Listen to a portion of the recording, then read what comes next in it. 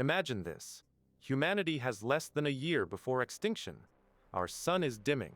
Crops are failing worldwide. Governments are collapsing. Hospitals are overflowing. Civilization isn't declining, it's ending. And there's only one hope, one mission, one ship. One astronaut launching into the void to find an alien probe 12 light years away and stop it before Earth dies. This is Project Hail Mary. But here's the real question. While this astronaut is fighting to survive, the impossible journey, what's happening back on Earth? Can they even help? And is sending someone to their certain death actually worth it? The answers are darker than you think. Let's set the stage. In Project Hail Mary, Earth scientists discover something unexpected orbiting another star. It's an alien probe, and it's deliberately dimming our sun. The solution? Send a single astronaut on a desperate one-way mission across interstellar space. Find that probe, stop it, save humanity. Sounds impossible, right? It is, but what's actually impossible? And what's surprisingly close? First problem, getting there. In the movie, the spacecraft uses fictional propulsion, called the astrophage essentially. A biological engine that converts matter into pure energy. Incredible. Impossible. Let's ignore it for now. But here's what's real, our fastest spacecraft. Parker Solar Probe reaches 163 kilometers per second. That sounds fast. It's not. Not compared to the distances of space. The Tau Ceti system is 12 light-years away. At Parker's speed, the journey takes 28,000 years. 28,000, that's longer than human civilization has existed. So the first problem isn't just distance. It's time. A human body deteriorates in space. Bone density drops 1% per month in microgravity. Muscles atrophy at an alarming rate. Vision problems develop. Your heart weakens. Radiation exposure accumulates in your cells, causing cancer years later. Astronauts on the ISS return from just 6 months barely able to walk. Cosmonaut Valery Polyakov spent over a year in orbit. When he returned, his body had aged decades. His muscles were gone. His bones were severely compromised. Now imagine not months, but decades in zero gravity with no possibility of returning. A journey to Tau Ceti with current propulsion would take centuries. The astronaut launching this mission will absolutely, certainly die before arriving, not from a dramatic accident, from their own body slowly betraying them. But let's say we somehow crack faster than light travel tomorrow. Let's say we solve propulsion overnight. What else breaks? Everything. The International Space Station is the size of a football field. It has multiple life support modules working in parallel. If one fails, another takes over. Redundant systems, backup power, multiple oxygen generators. A crew of 6 or 7 people means multiple sets of hands to repair things when equipment inevitably fails. An interstellar spacecraft? Based on the Hail Mary design, it's elegant, compact, built for one person. In reality, that's a catastrophe waiting to happen. Everything that breaks, the astronaut fixes alone. Water recycling fails, you're dead in weeks. Radiation shielding degrades, cosmic rays penetrate your body. Power generation fails, you're drifting in darkness with no heat, no life support. And there's nobody to help, nobody to call, nobody coming. Nothing lasts forever in space. Solar panels degrade, electronics fail, seals crack. Micrometeorites punch holes in the hull, maintaining this alone for decades. Statistically impossible. Then there's the fuel problem. The Hail Mary spacecraft somehow carries enough fuel to accelerate away from Earth, cross 12 light-years of empty space, decelerate at the other end, maneuver around an alien object, complete the mission, and potentially return. All while sustaining life support, all while maintaining the ship, all for one person. The mass requirements would be astronomical, literally. You'd need a spacecraft so massive that launching it from Earth becomes impossible. The fuel to launch it would require fuel to launch that fuel. The math breaks down. Physics doesn't allow it. But let's ignore engineering for a moment. Let's say we somehow solve all of it. We crack propulsion. We build the perfect spacecraft. Everything works. There's still the human problem, and this one might be unsolvable. Isolation. Complete isolation, for years, maybe decades, with no way home.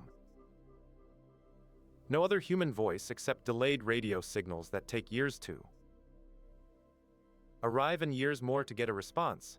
Humans aren't built for this.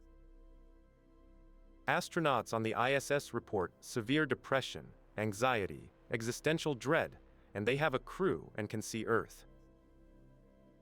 An interstellar astronaut stares into endless void, knowing they'll never see another human being, never hear a voice in real time. Psychological studies on extreme isolation are grim. Long-term solitary confinement causes hallucinations, paranoia, mental breakdown. A journey spanning decades alone. This might be unsolvable. But here's what we haven't talked about. While this astronaut is suffering alone in the void, what's happening to Earth? Let's rewind the clock. The mission launches. Humanity is dying. Based on the Project Hail Mary timeline, we have maybe 5 to 10 years before complete societal collapse. Not just recession, not just hardship, collapse. Crops fail. Global food supplies collapse. Starvation becomes widespread. Diseases spread unchecked. Hospitals are overwhelmed and then shut down. Wars erupt over the last remaining resources. Governments fall. Supply chains disintegrate. The internet goes dark. Cities become death zones. The astronaut is in transit, crossing the solar system. It takes months just to leave Earth's orbit, years to reach the nearest star. Meanwhile, back home, civilization is descending into chaos. Governments fall. Supply chains disintegrate. Power grids fail. Water treatment plants go offline. In the cities, hundreds of millions of people have no food, no clean water, no power, no medicine. The astronaut broadcasts, "I'm still alive, still traveling." Earth receives it. Years late and broadcasts back, "We're still here, don't give up." But that's a lie. Isolated pockets survive, but the civilization? Gone. The organized world collapsed years ago. Months pass, then years. The astronaut is still crossing the void between stars, watching their screens, monitoring their systems, slowly going mad from isolation. Meanwhile, Earth has descended into something unrecognizable. Billions are dead, not from a single event, from the slow, grinding collapse of everything.